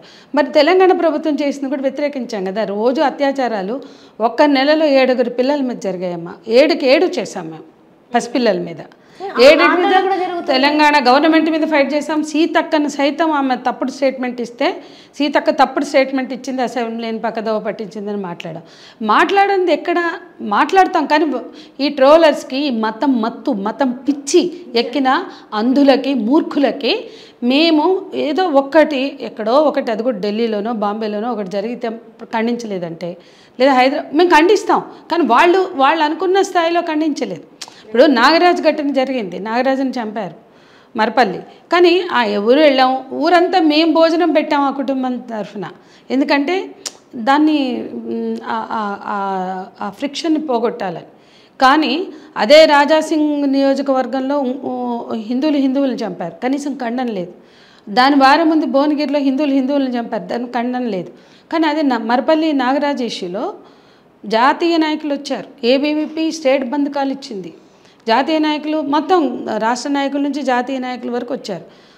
రాజాసింగ్ అక్కడికి వచ్చి మాట్లాడాడు. 3 రోజుల తర్వాత వాళ్ళ నియోజకవర్గంలో బేగం బజార్లో జరిగింది మాట కూడా మాట్లాడలేదు. అంటే దీన్ని వీళ్ళకి మతం పిచ్చి పట్టుకుని, వీళ్ళకి పక్షవాతం పట్టుకుని, వీళ్ళకి వివక్ష పట్టుకుని ఎదుటి వాళ్ళని మాత్రం నువ్వు ముస్లింలు అయితే మాట్లాడవని ఒకటి బురద జల్లుతారు, బట్టగాల్చిన ఎత్తినేస్తారు. కానీ వాళ్ళను ఇప్పుడు నాగరాజు ఘటన ఉందనుకో, ఎప్పుడు మాట్లాడారు? ఇవాళ ఘటన జరిగితే తెల్లార వరకు బీజేపీ క్యూ కట్టిందాడ. మేము మాదైన పద్ధతుల్లో చేస్తాం, చివరి వరకు కూడా మేము చేసాం. నాగరాజు తల్లిదండ్రుల పక్షాన్ని నిలబడ్డాం, అమృత ప్రణయ్ ఇష్యూలో ప్రణయ్ తల్లిదండ్రుల పక్షాన్ని నిలబడ్డాం, ఎన్ని జరిగాయో అన్నిట్లలో పడ్డాం. ఈ 72 ఘటనలు ఆ రోజుకి ఇవాళ దాదాపు 90కి వచ్చినాయి. నాగరాజు ఘటన జరిగేది 72వ ఘటన. 72 జరిగితే 71లో బీజేపీ మాట్లాడలా. పైపెచ్చు మారుతిరావుకు సపోర్ట్ చేశారు, ఆయనకి ఆరతులు ఇచ్చారు, ఆయనకి నీరాజనాలు పలికారు. ఆయన బయటకు వస్తే జైలు నుంచి ఆయనకి సెలబ్రేట్ చేశారు, అంటే ఆయనకి శాలువాలు కప్పి సన్మానాలు చేశారు. అంతేకాదు బిల్కిస్ బానో కేసులో బిల్కిస్ బానో పైన అత్యాచారం జరిగింది. సరే, ఆ కుటుంబ సభ్యులను చంపారు, చాలామంది తల్లుల గర్భాలు శూలాలతో గుచ్చి తీశారు, అదంతా పక్కన పెట్టండి. బిల్కిస్ బానో ఘటనలో అదే గుజరాత్ కోర్టు బిల్కిస్ బానో మీద అత్యాచారం జరిగింది అని పూర్తిగా నిర్ధారణ చేసి శిక్ష వేసింది. ఆ శిక్షని తగ్గించి చూడండి, బీజేపీ ప్రభుత్వం, గుజరాత్ ప్రభుత్వం ఆ శిక్షను తగ్గించింది. ఎవరికి? అత్యాచార నేరం రుజువై ఏ గుజరాత్ ప్రభుత్వం పెట్టిన కేసు ఉందో, ఏ గుజరాత్ కోర్టు అత్యాచారాన్ని నిర్ధారించిందో ఆ శిక్షని తగ్గిస్తూ గుజరాత్ ప్రభుత్వం నిర్ణయం తీసుకుంటే వాళ్ళు విడుదలైనప్పుడు వాళ్ళకి సన్మానాలు చేశారు, ఊరేగింపు తీశారు. అత్యాచార నేరస్తులకి ఊరేగింపులు తీసి సన్మానాలు చేసి హారతులు బట్టి ఆహ్వానిస్తే జైలు నుంచి వాడు అత్యాచారం నేరం చేస్తే ఈ నీరాజనాలు పలికితే ఈ సంస్కృతి దేనికి ఇండికేషన్ అని అడుగుతున్నా. అంటే తప్పు చేస్తే మేము జైలుకి వెళ్ళినా కూడా చాలా ఈజీగా అత్యాచార నేరం చేస్తే, ముస్లిం మహిళను అత్యాచారం చేస్తే వాడు జైలుకి వెళ్ళినా విడిపిస్తాం, విడుదలైన వాడిని సన్మానిస్తాం చేస్తారు. ఈ రకమైన మతపరమైన వివక్షను వాళ్ళు చూపిస్తూ మాకెందుకు రుద్దుతారు? మాకు ఒక అత్యాచార నేరస్తుడు ముస్లిం ఎస్ఐ అయితే మా కార్యకర్తలు కొట్టి చంపారు మహబూబ్ నగర్ చింతకుంటలో. అతను ముస్లిం ప్లస్ ఎస్ఐ, అతన్ని కొట్టి చంపారు రాళ్లతో కాళ్ళతో. అతను సర్వీస్ రివాల్వర్తో ఇద్దరిని బలిగొన్నాడు, చిన్నయ్య రామ్దాస్ అనే ఇద్దరు యువకుల్ని. తర్వాత మనం కొట్టి చంపారు. అలాగే అనేక ఘటనల్లో వాళ్ళు క్రిస్టియన్ ఫాదర్లే కావచ్చు, ముస్లిం మదర్సాలే కావచ్చు, లేకపోతే ఈ బాబాలు దర్గాలు వీటిల్లో కూడా మేము పోరాటం చేస్తాం. కాబట్టి నేను ఎండ్ ఆఫ్ ద డే చెప్పేది ఏంటంటే, నేరం ఎవరు చేసినా ఖండిస్తాం, అది ఏ మతమైన, స్త్రీల మీద అత్యాచారమైన ఇంకోటైనా. అట్లాగే ఏ ఆధిపత్య భావజాలం వెంటాడిని. ఇప్పుడు మీరు అనవచ్చు ఆడపిల్లల మీద అత్యాచారాలు జరగడానికి ఒక భావజాలం పనిచేస్తుంది. 3 ఏళ్ల పాప, 2 ఏళ్ల పాప, 6 నెలల పాప, వాళ్ళు ఏం చూపించుకుంటారమ్మా? 2 ఏళ్ళ, 3 ఏళ్ళ, 6 నెలల పాప, 9 నెలల పాప మీద జరిగింది వరంగల్లో. వాళ్ళు ఏం చూపిస్తే అయింది అంటే, స్త్రీల చిన్న పిల్లలైనా వాళ్ళ శరీరాలని సెక్స్ ఆబ్జెక్ట్స్గా చూస్తున్నారు. వాళ్ళని అంటే 3 ఏళ్ల పాపకి ఏముంటుంది బాడీ, కానీ ఆమె వజైనా వీడికి సెక్స్ ఆబ్జెక్ట్. కాబట్టి ఈ భావజాలానికి వ్యతిరేకంగా మేము మాట్లాడాలి. అంటే చాలామంది ఇలాంటి ఇన్సిడెంట్స్ జరిగిన తర్వాత ఆడవాళ్ళది తప్పు, వాళ్ళు వేసుకున్న బట్టల వల్లనే మగవాళ్ళని ప్రేరేపించడానికి వీళ్ళు ఇట్లాంటి బట్టలు వేసుకుంటే, మొన్న రీసెంట్గా ఒక కామెంట్ కూడా చూసాను మేడం. ఇది age old argument, age old. అంటే ఇప్పటికీ కూడా ఇంత మంచి చదువుకుంటే, ఏజ్ ఓల్డ్ అంటే ఎప్పటి నుండో వింటున్నాం. అంటే బాధ్యులను చేస్తారు. ఇప్పుడు చూడండి, బాధితులుగా ఉన్న వాళ్ళని బాధ్యులు చేయడం అనేది మన కల్చరల్ ప్రాబ్లం. కానీ ఆ బట్టలు వేసుకున్న వాళ్ళ మీద రేపులు జరగట్లేదు కదా, చిన్న అసలు నిజంగా పబ్బులకు పోయిన వాళ్ళకి అవుతున్నాయా? నిజంగా మోడర్న్ డ్రెస్, ఇప్పుడు కొన్ని ప్రాంతాలకు మీరు వెళ్తే మొత్తం మోడర్న్ డ్రెస్తో కనపడతారు, వాళ్ళ మీద జరగట్లా. బెంగళూరులో ఒక యాక్టివిస్ట్, ఆమె ఆర్టిస్ట్ కూడా, ఆమె ఏం చేసింది, ఆమెకు ఒక కొత్త ఆలోచన వచ్చింది ఈ ఆర్గ్యుమెంట్ విన్నాక. ఎప్పుడు చూసినా ఆడవాళ్ళ బట్టల్ని బాధ్యుల్ని చేస్తున్నారు, అవి చూపిస్తున్నారు, మేము బట్టలు వేసుకుంది కాబట్టి రేపులు జరిగినాయని, బాధితుల్ని బాధ్యుల్ని చేస్తున్నారు అని ఆమె మొత్తం అత్యాచార బాధితుల దగ్గరికి వెళ్ళి ఆ సమయంలో వాళ్ళు వేసుకున్న బట్టలన్నీ సేకరించి ఒక ఎగ్జిబిషన్ పెట్టింది. ఆ ఎగ్జిబిషన్లో అన్ని ట్రెడిషనల్ డ్రెస్లే ఉన్నాయి, ఒకటి ప్యాంట్ ఉంది. సరే, అమ్మాయి ప్యాంట్ వేసుకున్న చిన్నపిల్ల అంటే నేనేమంటున్నా అంటే 100 ఘటనలు పెడితే 99 సాంప్రదాయ వస్త్రాలు ఉన్నాయి. అందుకని ఈ దేశంలో ఇప్పుడు మనం చూస్తాం, భావరీదేవి బన్వారీదేవి, ఆమె బాల్య వివాహాలకు వ్యతిరేకంగా ఆ గ్రామంలో సోషల్ వర్కర్గా పనిచేస్తుంది. ఆమె బాల్య వివాహాలు ఆపిందనే కక్షతో ఆమె మీద రేప్ చేశారు. ఆమె ఇవాళ ఫైట్ చేసింది. విశాఖ గైడ్లైన్స్ వచ్చినాయి దాని మీద. అంటే ఒక అత్యాచారం పోలీసులు చేశారు. అంతెందుకు, ఇవాళ మధ్య భారతంలో ఛత్తీస్గఢ్, జార్ఖండ్ ఆదివాసులతో మేము మాట్లాడాం. జార్ఖండ్ సోరీ అని ఆమె ఇంటర్వ్యూలు తీసుకోండి, ఎన్ని అత్యాచారాలు జరిగినాయో ఆమె చెప్తుంది. ఆమె సైతం అత్యాచారానికి బలింది. ఆమె ఒక గవర్నమెంట్ టీచర్. ఆమె ఆదివాసీ మహిళలపైన జరుగుతున్న అత్యాచారాలకు వ్యతిరేకంగా, అమాయకుల్ని చంపడానికి వ్యతిరేకంగా పోరాడుతుంది. అసలు ఆమె ఎవరు? ఆమె తండ్రినే కాంగ్రెస్కి అనుకూలంగా ఉండి, ప్రభుత్వానికి అనుకూలంగా ఉండి పట్టించాడన్న కోపంతో సోరీ తండ్రినే మావోయిస్టులు చంపేశారు. అయినా సరే ఇవాళ ఆర్మీ కానీ పోలీసులు కానీ మా ప్రాంతంలో చేస్తున్న దారుణాలని నేను వ్యతిరేకిస్తానని ఆమె బయలుదేరితే నిలబడితే, ఆదివాసుల గొంతుకై ఆమె ఫైట్ చేస్తుంటే ఆమె మీద 2 సార్లు జరిగింది అత్యాచారం. ఆమె విజయనాలో కెమికల్స్ పోశారు, ఆమె మీద రాళ్ళు వేశారు విజయనాలోంచి. అంటే ఇది చేసింది పోలీసులే కదా. సరే అది వదిలేయండి. ఇప్పుడు మధ్య భారతంలో పొద్దున్నే గ్రామంలోకి వస్తారు, దొరికిన ఆడవాళ్ళని పట్టుకొని రేపులు చేస్తారు సైన్యం. ఆర్మీ అంత దేశభక్తి ఇంత దేశభక్తి అంటే మీ దేశభక్తి గిదేనా ఆడవాళ్ళ మీద? మధ్య భారతంలో జార్ఖండ్లో బస్తర్లో మహిళల్ని మేము కలిసాం. వాళ్ళు ఇక్కడికి వచ్చారు. ఆదివాసీ దినం ఆగస్టు 9 రోజు బస్తర్ ఆడవాళ్ళు వచ్చి తమ మీద అత్యాచారాలు ఎట్లా జరిగాయో చెప్పారు.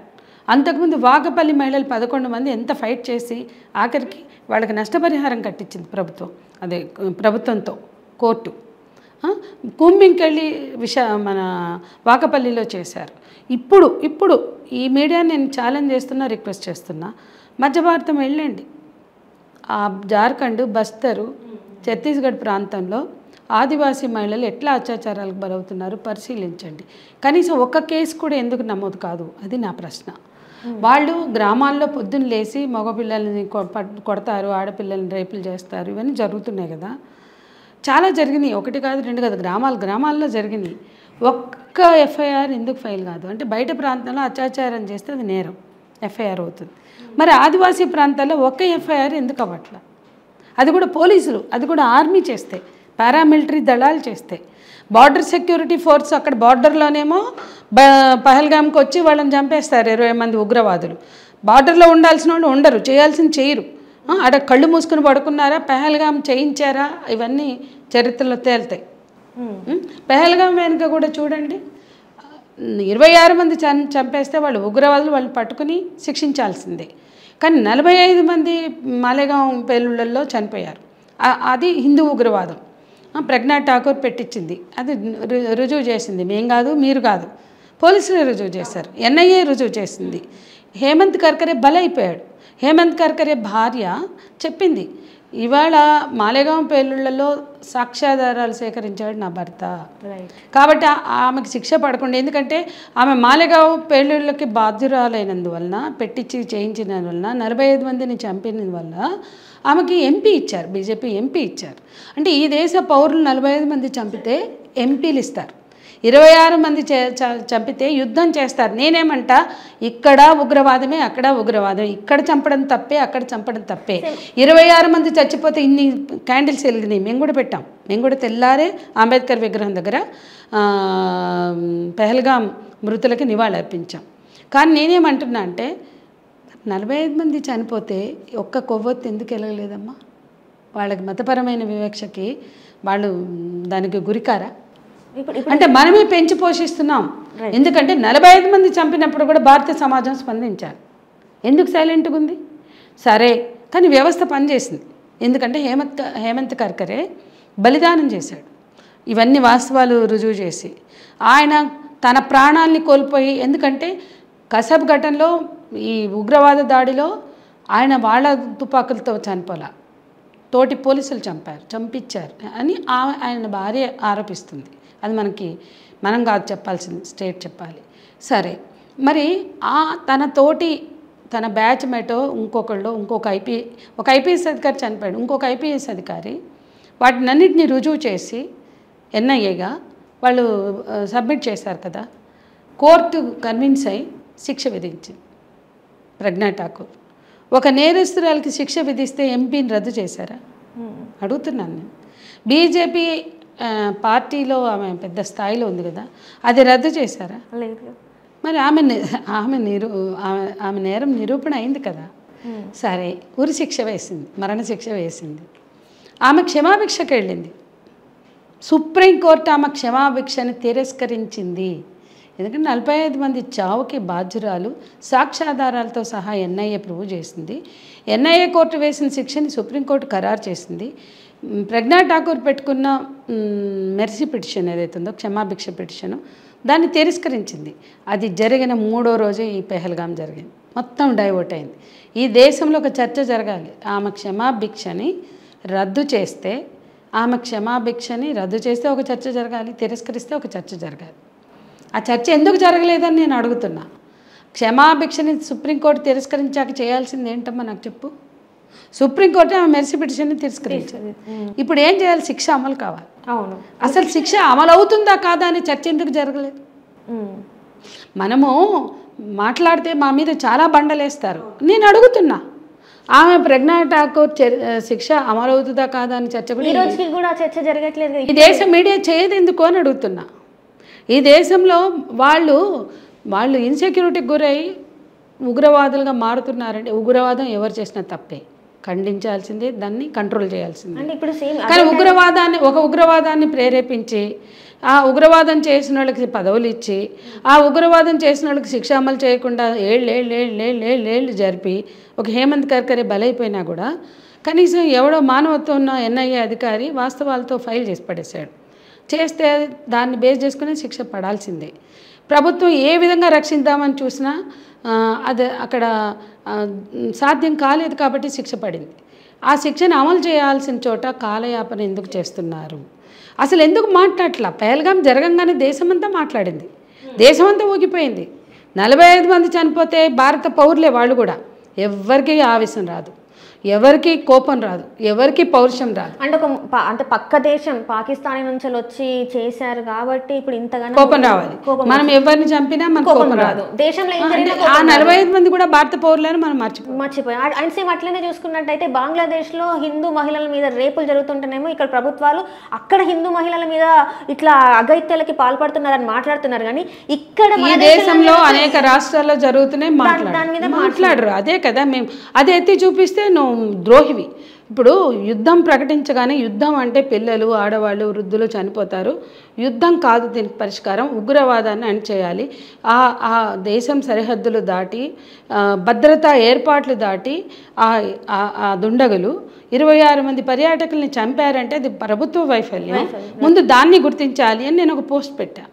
అంటే నువ్వు దేశద్రోహి, నిన్ను గాలి చేయాలా, ఈ వయసులో నన్ను రేపు చేసి ముక్కలు చేయాలట, చేసి అవి మళ్ళీ పాకిస్తాన్కి పంపాలట, ఇది మాట్లాడతారు. ఇదంతా భారతీయ సంస్కృతి. మరి ఇది ఎక్కడి నుంచో రాలేదు కదా. దీనమ్మ 100 మందితో పడుకుంటే ఇది పుట్టిందని రాస్తారు. ఇది భారతీయ మహిళల మీద చేసే దాడి కదా. ఇది ఎక్కడి నుంచో వచ్చిందా? ఇంత నీచ సంస్కృతి మనలో పెట్టుకొని మనది గొప్ప అనుకుంటే మంచి చెడు ఏ దేశంలో అయినా ఉంటాయి, ఏ దేశ సంస్కృతిలో అయినా ఉంటాయి. కానీ మనం ఎక్కడికి పోతున్నాం? ఇంత పెంచి పోషించే క్రౌర్యం, ఇంత పెంచి పోషించే నేరాలు రేపు హిందూ మహిళలకు కూడా అభద్రతగా మారుతాయి. అది గుర్తించండి అని మేము చెప్తున్నాం. ఇవాళ ధరలు పెంచారు, అన్నీ మొత్తం జరిగిన అన్ని పాలసీస్ చూడండి, మెజారిటీ హిందువుల మీదే కదా. అది ఎందుకు మాట్లాడరు? నువ్వు ధరలు పెంచితే మెజారిటీ హిందువుల మీద, పెట్రోల్ డీజిల్ అంతర్జాతీయ క్రూడ్ ఆయిల్ రేట్లు తగ్గినా కూడా మీరు పెంచుతూ పోయారు. భారం ఎవరి మీద పడింది? హిందూ ప్రజల మీద. మేము మాట్లాడుతున్నాం, హిందూ మతాన్ని ప్రేమించే ప్రజలు ఉన్నారు, పార్టీలు ఉన్నాయి కదా, వాళ్ళు ఎందుకు మాట్లాడరు? ఇది మొత్తం మెజారిటీ హిందువుల మీద జరిగే దాడిగా ఎందుకు మాట్లాడరు? మెజారిటీ హిందువుల మీద పడుతున్న భారాలుగా ట్యాక్సేషన్ కావచ్చు. వాళ్ళ ఆదివాసీలకు ఉంటాయా మా కార్డులు? ఉంటాయా? ప్లాస్టిక్ కరెన్సీ ఉంటుందా? వాళ్ళు ఎంత బాధలు పడ్డారు, ఆకలితో చచ్చిపోయారు డబ్బులు లేక, డిమానిటేషన్ వల్ల.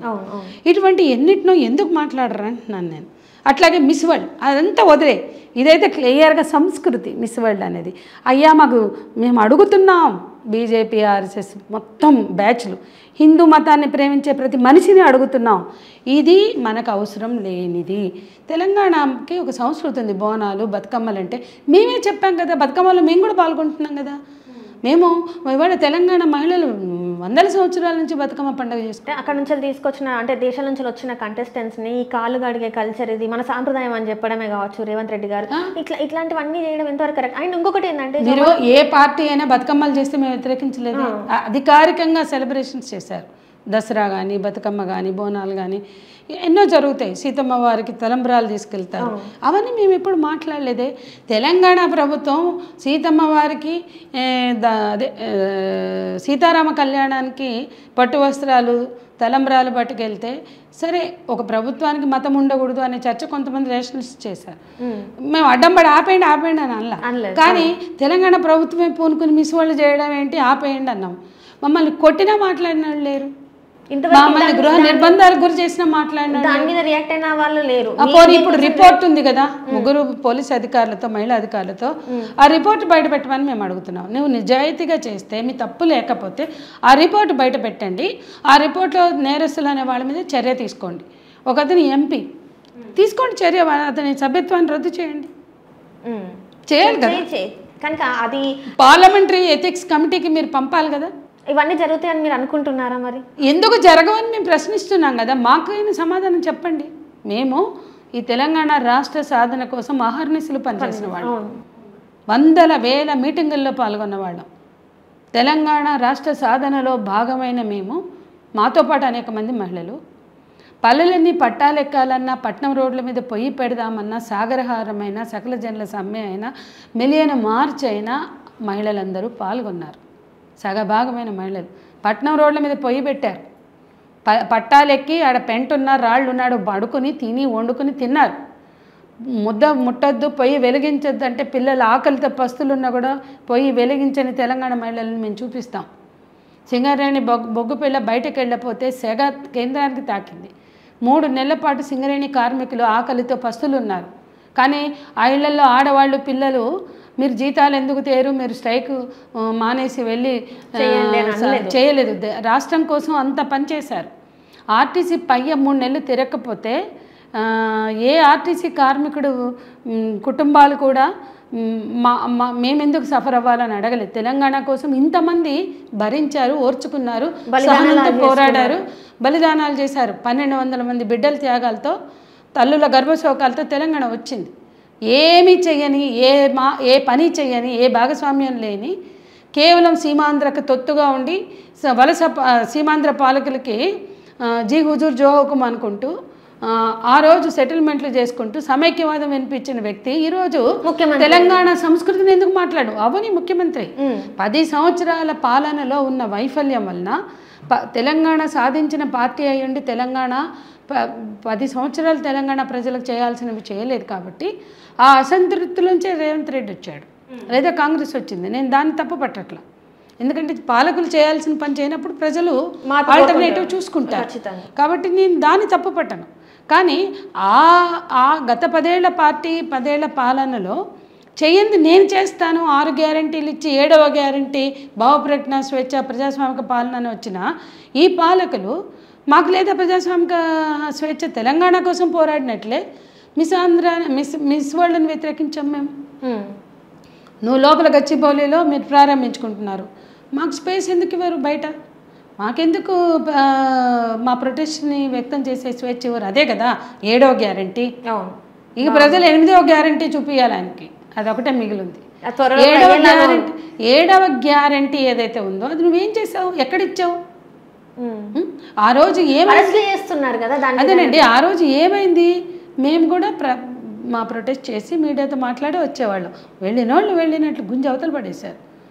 5 పోలీసు మొయినాబాదు, రాజేంద్ర నగరు, నార్సింగ్ ఎక్కడెక్కడో పెట్టారు. 80 మంది కార్యకర్తల్ని నిర్బంధించారు. ఆ తర్వాత ఇళ్లల్లోకి వచ్చి ఇక్కడ మా కార్యకర్తలు సూర్యాపేటలో, వరంగల్లో, హన్మకొండలో, యాదగిరిగుట్టలో అన్ని చోట్ల అరెస్ట్ చేశారు. వీళ్ళు ఎక్కడెక్కడ పోతుంటే అక్కడెక్కడ మా కార్యకర్తల్ని అరెస్ట్ చేశారు. సార్, ప్రభుత్వం ఇట్లాంటి చర్యలకు పాల్పడిందని చెప్పేసి మీ సైడ్ నుంచి గొంతు అయితే ఎవరు మాట్లాడలేదు, గొంతు వినిపించలేదు కూడా. మరి మేము మాట్లాడుతూనే ఉన్నాను, మీరు మాట్లాడుతున్నారు, కానీ ఇట్లా జరిగిందని చెప్పేసి వేరే వాళ్ళు ఎవరు మాట్లాడకపోవడమే ఉదాసీనత, మాట్లాడకపోవడమే నిర్లిప్తత, మాట్లాడకపోవడమే సమాజం పౌర సమాజం బాధ్యతారాహిత్యం అని నేను చెప్తాను. ఇప్పుడు ఆపరేషన్ కగార్ కూడా జరిగింది. దాని మీద అంటే కొంతమంది మాత్రమే మాట్లాడారు, కానీ పూర్తి స్థాయిలో అసలు ఏం జరుగుతుందనేది మాత్రం మాట్లాడింది లేదు. వాళ్ళ శాంతి చర్చల కమిటీ ఏర్పడింది. ఏదైనా అదొక రాజకీయ సమస్యగా పరిష్కారం చేయండి అని కోరుతున్నారు ప్రొఫెసర్ హరగోపాల్, జస్టిస్ చంద్రకుమార్, అట్లాగే అన్ని రాజకీయ పార్టీలు సిపిఐ, సిపిఎం అందరూ కూడా ఉన్నారు.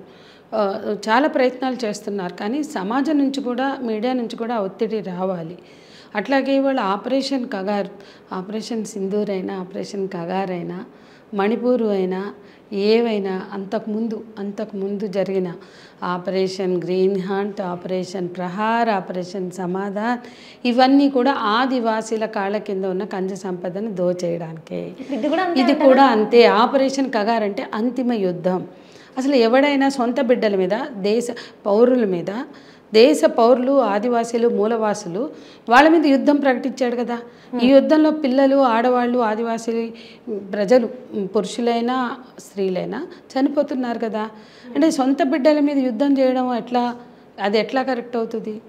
అక్కడ పోయి జాతీయ జెండా ఎగరేస్తారు అంటే అది భారతదేశంలో లేదా? అంటే మీరే అది వేరు ప్రాంతం అని గుర్తిస్తున్నారా? ఓకే, వాళ్ళు అడుగుతున్నారు మాకు ఆదివాసీ ప్రాంతాలను వేరు చేసి మాకు 5th షెడ్యూల్ 6th షెడ్యూల్ ప్రాంతంలో మాకు స్వతంత్ర ప్రతిపత్తిని కలిగించండి. మరి ఇస్తారా? మీరు జెండా ఎగరేశారు కదా ఏదో బయటది అయినట్టు. వేటికి సమాధానం లేదు. Ultimate reality is this. ఏంటి? అంతిమ యుద్ధం కాదు, అంతిమ వాస్తవం. ఆదివాసీల కాళ్ళ కింద ఉన్న ఖనిజ సంపద విలువైన మ్యాంగనీసు బాక్సైట్ రకరకాల విలువైన ఖనిజ సంపదని కార్పొరేట్లకు దోచిపెట్టడానికి భారతదేశ బ్రిటిష్ వలసవాదాన్ని అంగీకరించిన ఈ పాలకులు, బ్రిటిష్ వలస సామ్రాజ్యవాదాన్ని అంగీకరించిన ఈ పాలకులు ఈరోజు ఆ వలస పాలకులకి తొత్తులుగా వాళ్ళకి గులాంగిరి చేయడానికి, ఈ ఖనిజ సంపదని వాళ్ళకి అప్పజెప్పడానికి, ఆదానీలు అంబానీలని పెంచి పోషించడానికి మాత్రమే చేసే యుద్ధం ఆపరేషన్ కగార్. అది మానవ హక్కుల ఉల్లంఘన, అది మానవ హక్కుల హననం.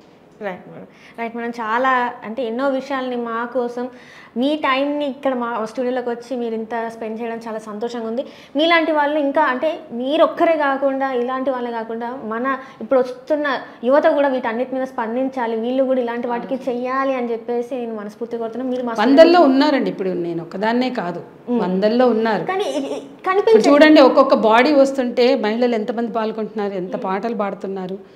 ఉన్నారమ్మా, ప్రతి ఊర్లో ఉన్నారు, ప్రతి జిల్లాలో ఉన్నారు, ప్రతి చోట ఉన్నారు. కాకపోతే తక్కువ సంఖ్య అంటే ఒప్పుకుంటాం, కానీ వీళ్ళ గొంతులు వినిపించకుండా ఉక్కు పాదం మోపుతున్నారు. ఇప్పుడు నా మీద కూడా ఊపా ఉంది. మొన్న ట్రోలింగ్ జరుగుతుంటే దీని మీద ఊపా పెట్టి బొక్కలో దయాలని వాడు ఎవడో రాశాడు. ఆల్రెడీ ఉందిరా బాబు చెప్తాను. అంటే ఇప్పటికీ ఇంకా అది అవ్వలేదా మేడం? అంటే ఏంటి అసలు? ఇప్పుడు నిన్ననే చందమామను ఎవరైనా బందీ చేయగలరని పుస్తకావిష్కరణ జరిగింది. అది విదేశాల్లో ఉన్న వాళ్ళు అందరూ భారతదేశంలో జరుగుతున్న ఈ నిర్బంధాల మీద, ఈ జైళ్ళకు పంపిన వాళ్ళ బతుకుల మీద, అంటే మొత్తం బందీలుగా చేస్తున్న సందర్భాన్ని, చరిత్రని వాళ్ళు సేకరించి ఇంగ్లీష్లో పబ్లిష్ చేసిన బుక్. దాన్ని తెలుగులో నిన్నే ఇనాగ్రేట్ అయింది. ప్రకాష్ రాజు గారు కూడా వచ్చారు. చాలామంది మేధావులు ఆలోచిస్తున్నారు, పనిచేస్తున్నారు, మాట్లాడుతున్నారు. వాళ్ళని అర్బన్ నక్సలైట్లని తోస్తున్నారు. పొద్దున్న లేస్తే మోడీ అమిత్ షాలు ఇచ్చేది అదే, వీళ్ళు అర్బన్ నక్సలైట్లు. అసలు నాకేం సంబంధం? మొన్న చనిపోయిన నంబాల కేశవరావుని నేను కలిసినట్టు నా జీవితంలో చూడలే, ఆయన్ని చచ్చిపోయే వరకు చూడలే, బాడీ కూడా చూడలే నేను. కానీ ఆయనని నేనే కాదు ఎవరు ఆయన బాడీని చూడలే, వాళ్ళే తగలబెట్టారు కాబట్టి. పాపం ఆ కుటుంబం మాట్లాడుతుంది, ఎంత బాగా మాట్లాడుతున్నారు. వాళ్ళ వదిన ఒక ప్రొఫెసర్ మాట్లాడుతుంది. మాకు చాలా భారతీయ సాంప్రదాయాన్ని మేము గౌరవిస్తాం, మాకు చాలా రిచువల్స్ ఉన్నాయి, మాకు చాలా కస్టమ్స్ ఉన్నాయి, మేము అవి పాటించుకుంటామని బాడీ అడిగితే కూడా ఇవ్వాల. అసలు వీళ్ళు భారతీయ సాంప్రదాయాన్ని గౌరవించే వాళ్ళైతే మాకు బాడీ ఇచ్చేవాళ్ళని సొంత వదిన మాట్లాడింది. కాబట్టి ఇక్కడ నేనేమంటున్నానంటే, అసలు ఇవాళ మీరు చెప్పే భారతీయ సంప్రదాయాల మీద మీకు విలువ లేదు, గౌరవం లేదు. సామ్రాజ్యవాదానికి ఊడిగం చేస్తూ పట్టం కడుతున్నారు. బ్రిటిష్ వలసవాదంతో మొదలై ఇవాళ అమెరికన్ సామ్రాజ్యవాదానికి ఆడెవడో ట్రంప్ చెప్తే అసలు ఆ యుద్ధము కాదు శాంతి కావాలని పెడితే నువ్వు దేశద్రోహివి అని తిట్టిపోశారు. నేను అన్నాను మంచిది, నన్ను అంటున్నారు కదా, ట్రంప్ గారు చెప్తే ఆపుతాడా లేడా నేను ముందే చెప్పాను, నేను ముందే ఛాలెంజ్ చేశాను. ట్రంప్ నేను చెప్తే ఆపాడా? కానీ నేను ముందే రాశాను నా ఫేస్బుక్లో. ఏమని రాశానంటే, సామ్రాజ్యవాదులు ఆదేశిస్తే ఆగిపోయే యుద్ధం అని రాశాను. నన్ను తిట్టారు. మరి ఇవాళ వాడు మాట్లాడాడు, యుద్ధం చేసినా యుద్ధం ఆపినా వ్యాపారం కోసమే ఐఎమ్ ఏ బిజినెస్ మ్యాన్ అని చెప్పాడు. మేము అదే చెప్తున్నాం, మేము అది చెప్తే దేశద్రోహంలో అవుతున్నాం. ఇక్కడ దీని మీద మనం స్పందించాలి కదా. ఒకవేళ ట్రంప్ చెప్పిన అసలు నా ఫేస్బుక్లో నేను చక్కగా రాశాను సామ్రాజ్యవాదం. నేను చెప్పాను ఆపరేషన్ సింధూర్ అయినా కగార్ అయినా దేనికోసం? యుద్ధాలన్నీ మార్కెట్ల కోసమే చెప్పాను. ఆపరేషన్ కగారు కాదు, సింధూర్ కాదు, మిస్ వరల్డ్ కూడా మార్కెట్ల కోసమే రాశాను. అదే పోస్టులో రాశా, ఆపరేషన్ కగారైనా మిస్ వరల్డ్ అయినా మార్కెట్ల విస్తరణ కోసమే. మొదటి ప్రపంచ యుద్ధం, రెండో ప్రపంచ యుద్ధం జరిగింది. తర్వాత వరల్డ్ బ్యాంకు, WTO, విషమ షరతులు, ఒప్పందాలు, అనేక ఒప్పందాలు వాళ్ళ పర్పస్ నెరవేరుతున్నాయి కాబట్టి యుద్ధాలు చేయట్లా. అన్ని యుద్ధాలు మార్కెట్ల విస్తరణ కోసం, మార్కెట్ల కబ్జా కోసం, వనరుల దోపిడీ కోసం అని చెప్పాను. అదే పోస్ట్లో రాశా, యుద్ధం ప్రకటించిన రోజు రాశా, వనరుల మీద పెత్తనం కోసమే సాగుతున్నాయి ఈ యుద్ధాలు అని చెప్పాను. మరి వాళ్ళ ట్రంప్ ఆపమంటే ఆపారు కదా, ఎక్కడ పోయింది దేశభక్తి, ఎక్కడ పోయింది దేశ ప్రేమ, దేశ భద్రత? నేను ఆ పోస్ట్ కూడా పెట్టా. నేను చెప్పా, అంకుల్ శ్యామ్ ఆదేశిస్తే హుష్ కాకి అయింది ఈ దేశ భద్రత, దేశభక్తి, దేశ ప్రేమ అంటే మళ్ళీ తిడుతున్నారు నన్ను. అంటే ఏంటి, కనీసం కొంతమంది అంగీకరించారు. I'm happy. ఎస్ మేడం, మీరు చెప్పినట్లుగానే సామ్రాజ్యవాదులు ఆదేశిస్తే తోక ముడుస్తారని మీరు అన్నారు, అదే జరిగిందని కొంతమంది, అంటే వాళ్ళకి ఇంత హృదయం ఉంది, ఆలోచించే వాళ్ళు దేశభక్తులే అయినా కూడా నిజంగా ఈ యుద్ధంలో చాలామంది ప్రజలు నిస్వార్థంగా, సిన్సియర్గా ఉగ్రవాదానికి వ్యతిరేక ఫైట్గా నమ్మి ఈ యుద్ధాన్ని కోరుకున్నారు, ఆహ్వానించారు. కానీ మన చరిత్ర ఏంటో తెలుసా, మన సంస్కృతి ఏంటో తెలుసా? అంత నిజాయితీగా యుద్ధం చేసిన ఖురేషీ మీద, సోఫియా ఖురేషీ మీద, ఆమె వాళ్ళ చెల్లెళ్ళని మాట్లాడారు. ఇది మన సంస్కృతి, ఇది మన కల్చరు, ఇది మన మెచ్యూరిటీ. ముందు ముందు అంటే మారే అవకాశం ఉందంటారా? ఈ సమాజం అనేది మారే అవకాశం? మా ప్రయత్నం చివరి వరకు సమాజంలో చైతన్యం తీసుకురావాలి. ఆధిపత్యం, పెత్తనం లేని పరిపాలన కావాలి, సంస్కృతి కావాలి. మనిషి మనిషిని హింసించద్దు, మనిషి మీద డామినేట్ చేయొద్దు. మా నినాదం ఒకటే, no power exercise on any other human being. Right ma'am, right. Thank you so much madam. మీరు మా కోసం మా స్టూడియోకి వచ్చి ఇంత విలువైన సమాచారాన్ని మాకు అందించారు, మా ప్రేక్షకులకి. Thank you so much.